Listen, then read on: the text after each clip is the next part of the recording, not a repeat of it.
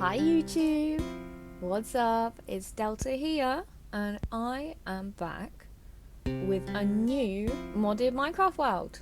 It's 1.21 again, and I've kind of just been playing it myself and with my spouse Sky as well. So yeah, we've just kind of created this world together, and I thought I would just show you guys around because I'd like to do like a series of like mod kind of showcase type things, but I figured that it might be best to start with like an introductory video so that you actually know like what mods and stuff we have installed. So anyway, let me give you the grand tour.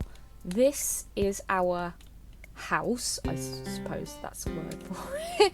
We've tried to go with like a really kind of whimsical style this way around because we've got a lot of like really interesting mods, kind of slight fantasy themed, but also like adventure-y, adds extra mobs. We've got added stuff like added biomes and stuff to the nether with, I think it's called Regions Unexplored, and Moog structures as well, so that's kind of enhanced the whole world and everything. And just a lot of the stuff they had is like super duper like whimsical and fun, and I just thought that we would kind of go for the same vibe. So it's a little bit like cluttery, but it's also kind of cool. This is the house from like the overall viewpoint. We've done it in like sets of floors, so I think we did the first 3 floors. Yeah, we did those there, and we try always to like use materials that are like around us rather than going and specifically searching for stuff, because then I feel like it creates like a really authentic kind of build. And that way we've tried to make it so that it's modular, so that each floor can quite easily be built on top of the other floor. So it does mean we've made it kind of interesting. There's some bits where it goes in, bits where it goes back out, and then our top floor is all kind of based around like the nether, because that's what we wanted. And we've got the nether portal in there rather than having it outside, because I don't know about you guys, but there's something about having a nether portal just outside, just on the grass somewhere, that just looks kind of ugly. Unless you make like a big monument around it or like a shrine. I'm not really a huge fan of it, so I prefer to have it in the house.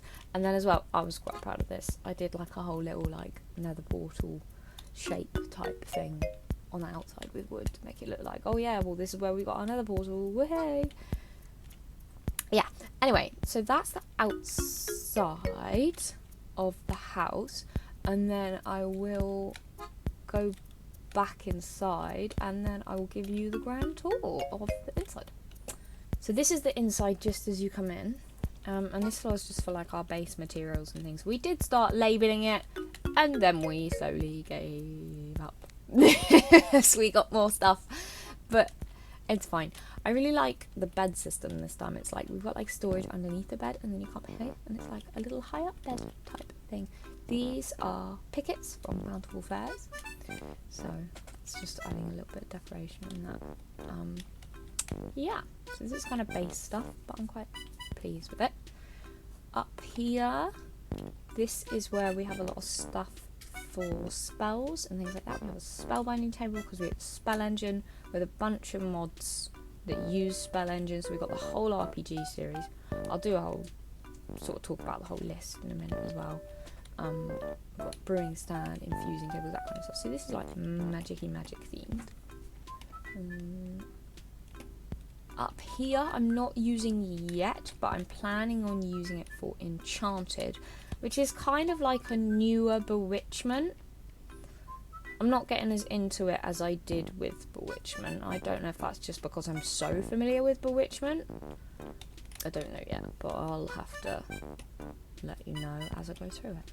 Next floor, this is just storage, and this is mainly storage for like, you can see it's all like tools, trinkets, armor, just because we've ended up with so much of it from exploring. Next floor up, this is like the enchanting floor, so obviously got like books, lapis, all the books and that we've already enchanted.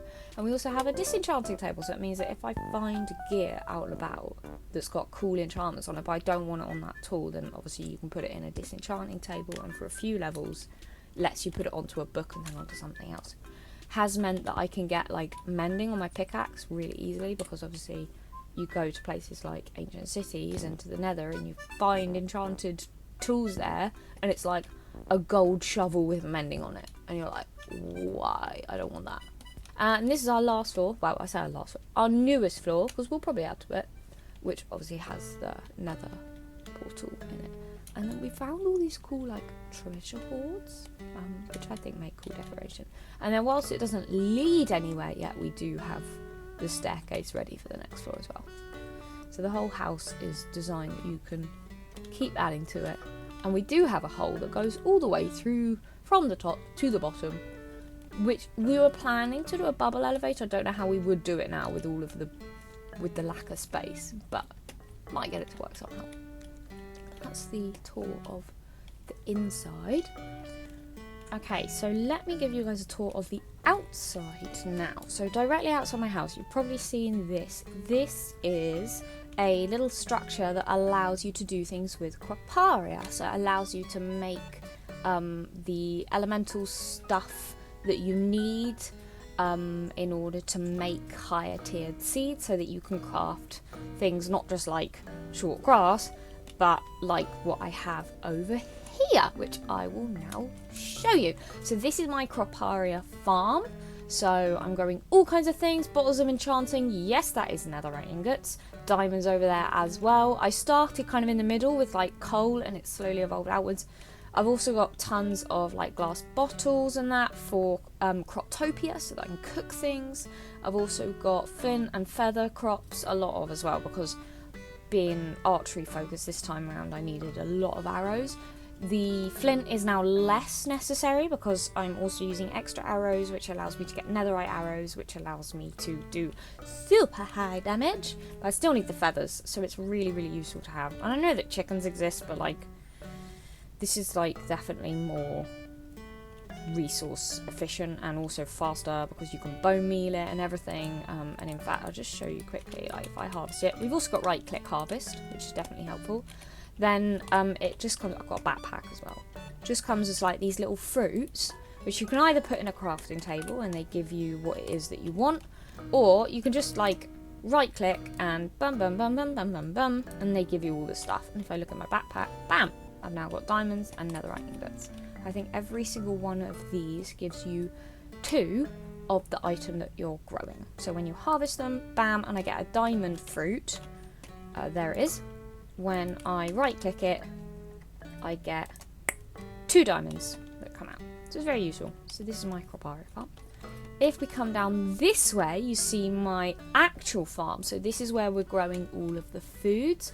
So it's mostly Croptopia foods, but also a few Farmer's Delight and also vanilla Minecraft as well. I kind of wanted like a whole sort of rice paddy type themed thing, which is what we've gone for. And we've got like these slabs down in the middle. I haven't completely finished some sections of it just because, you know, I'm sure you can see the farm is huge, so it's required a lot of blocks, and I just find it super soothing and nice and wonderful. And if you come all the way to the end, then I've got sugarcane growing as well. Is that an empty bit? It is an empty bit. That's not meant to be there. If I do that, and then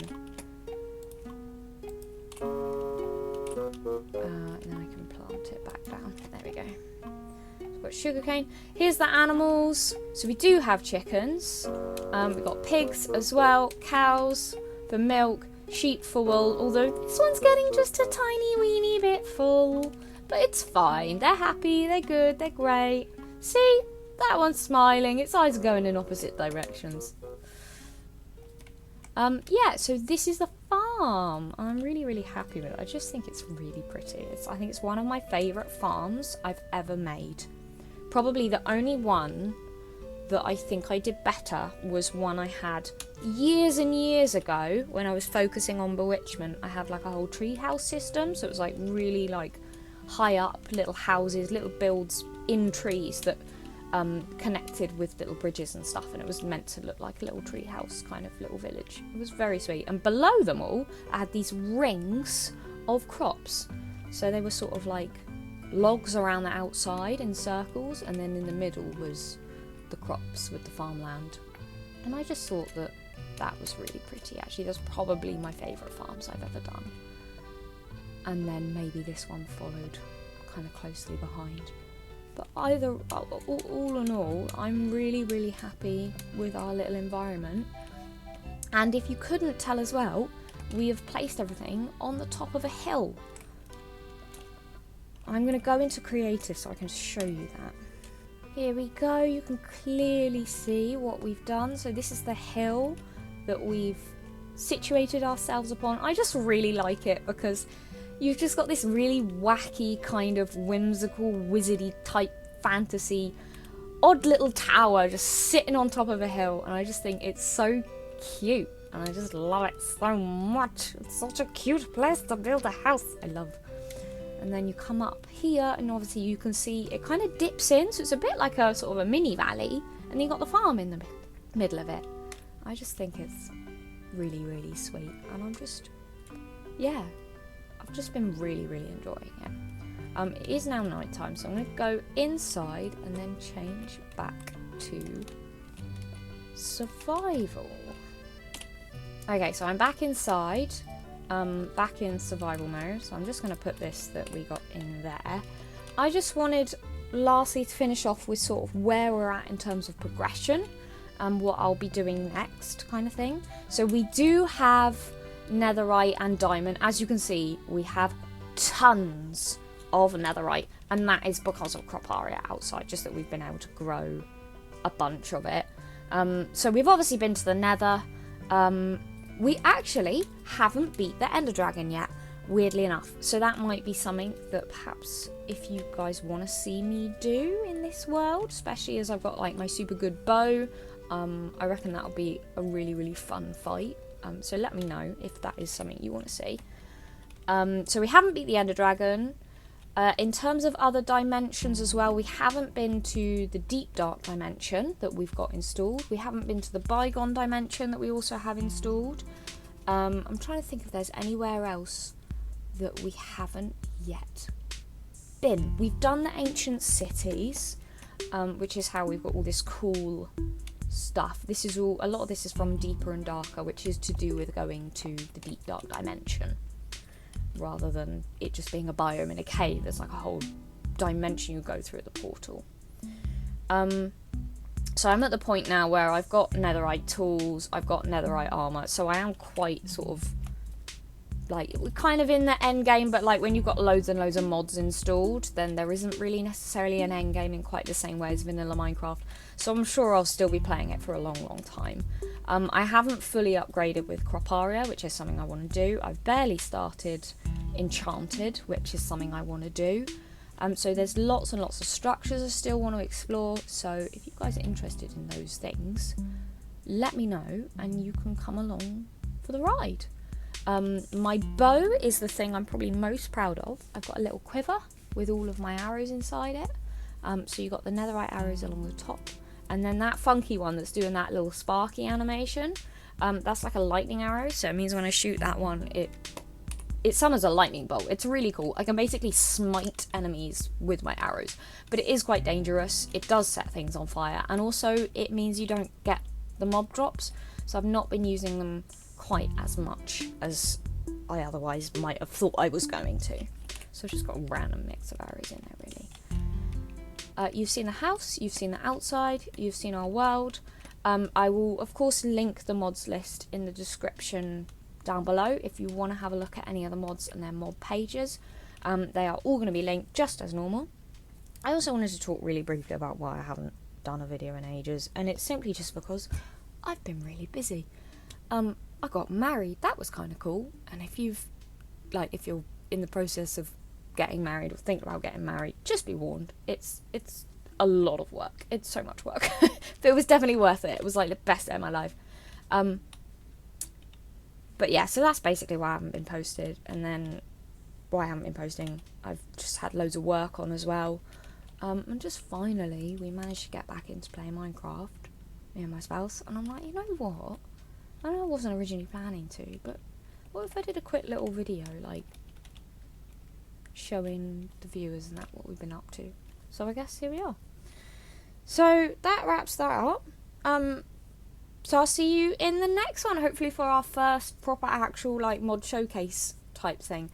So okay, I'm really bad at like YouTube outros, so see you guys later. Bye.